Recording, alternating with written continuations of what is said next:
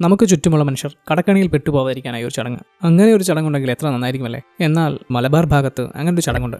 അതാണ് പണം പയറ്റ് എന്ന ചടങ്ങ്. പെണ്ണും പൊറാട്ടും എന്ന സിനിമയിൽ പലയിടത്തായി നമ്മൾ ഈ ചടങ്ങിനെക്കുറിച്ച് കേൾക്കുന്നുണ്ട്. എന്നാൽ എന്താണ് ഈ ചടങ്ങ്? വടക്കൻ മലബാറിൽ നൂറ്റാണ്ടുകളായി നിലനിൽക്കുന്ന ഒരു ധനസമാഹരണ രീതിയാണിത്. കൃഷി, മരം വെട്ടൽ, കല്ലുകൊത്തൽ തുടങ്ങിയ ജോലി ചെയ്തിരുന്ന ഈ നാട്ടിലെ സാധാരണക്കാരായ ജനങ്ങൾക്ക് വിവാഹം, വീടുപണി തുടങ്ങിയ ആവശ്യങ്ങൾ കടന്നു വരുമ്പോൾ ആവശ്യത്തിനുള്ള പണം കയ്യിലുണ്ടായിരുന്നില്ല. ഈ ഒരു പ്രശ്നം പരിഹരിക്കാനാണ് പയറ്റ് എന്ന ചടങ്ങ് നടത്തിപ്പോകുന്നത്. വിവാഹം, വീടുപണി എന്നിങ്ങനെ വലിയ സാമ്പത്തിക ആവശ്യങ്ങൾ വരുമ്പോൾ ഒരാൾ ഒരു പയറ്റ് നിശ്ചയിക്കുന്നു. സുഹൃത്തുക്കളെയും ബന്ധുക്കളെയും പയറ്റ് കത്ത് നൽകി ചായ സൽക്കാരത്തിന് ക്ഷണിക്കുന്നു. ആദ്യകാലങ്ങളിൽ പഴംപൊരി, നെയ്യപ്പം തുടങ്ങിയ ലഘുഭക്ഷണങ്ങളായിരുന്നു പയറ്റിനെത്തുന്നവർക്ക് ചായക്കൊപ്പം നൽകിയിരുന്നത്. എന്നാൽ ഇന്ന് ബിരിയാണി, പൊറോട്ടയും ഇറച്ചിയും തുടങ്ങിയവയിലേക്ക് അത് മാറിയിട്ടുണ്ട്. പയറ്റ് നടക്കുന്ന സ്ഥലത്തിന് മുന്നിൽ ഒരു ബുക്കുമായി ഒരാൾ കാത്തിരിക്കുന്നുണ്ടാവും. പയറ്റ് കഴിഞ്ഞ് മടങ്ങുന്നവർ തങ്ങളാൽ കഴിയുന്ന ഒരു ചെറിയ തുക അയാളെ ഏൽപ്പിക്കും. അയാളത് കൃത്യമായി ആ ബുക്കിൽ രേഖപ്പെടുത്തുകയും ചെയ്യും. പയറ്റിന് ശേഷം പയറ്റ് നടത്തിയ ആൾക്ക് ഈ ബുക്കും തുകയും അയാൾ കൈമാറുകയും ചെയ്യും.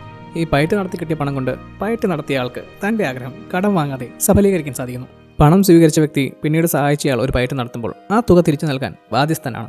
സാധാരണയായി വാങ്ങിയ തുകയുടെ ഇരട്ടിയോ അതിലധികമോ ആണ് തിരിച്ചു നൽകുക. ഒരാൾ പയറ്റി കിട്ടിയ തുക തിരിച്ചു നൽകാതിരിക്കുന്നത് വളരെ മോശപ്പെട്ട ഒരു കാര്യമായാണ് കരുതിപ്പോരുന്നത്. ഇങ്ങനെ പണം തിരികെ നൽകാത്തവർ കരിങ്കുറ്റികൾ എന്ന പേരിലാണ് അറിയപ്പെടുക. കൊടുത്ത അതേ തുകയോ അല്ലെങ്കിൽ വാങ്ങിയ അതേ തുകയോ തിരിച്ചു നൽകി ഈ സമ്പ്രദായത്തിൽ നിന്ന് പിന്മാറാൻ താല്പര്യപ്പെടുന്നവർക്ക് പിന്മാറുകയും ചെയ്യാവുന്നതാണ്. വെറുമൊരു സാമ്പത്തിക ഇടപാടിനപ്പുറം മനുഷ്യർ തമ്മിലുള്ള സ്നേഹത്തിൻ്റെയും ഒത്തൊരുമയുടെയും വിശ്വാസത്തിൻ്റെയും ഒക്കെ അടയാളമാണ് ഈ ചടങ്ങ്.